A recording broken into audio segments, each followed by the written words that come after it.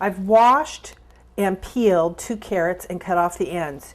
I'm also going to cut off the top ends.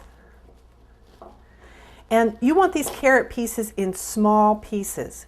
So I'm going to cut the carrot lengthwise, and then I'm going to cut that again, and again, and again, and again. And then you're going to line these up, and you're going to chop them, and then they'll be in uniform small pieces. You don't want any of your vegetables to be too big because you want them to be able to fit on a soup spoon. So once again, you're going to cut this in half, and then you're going to cut this into several long pieces.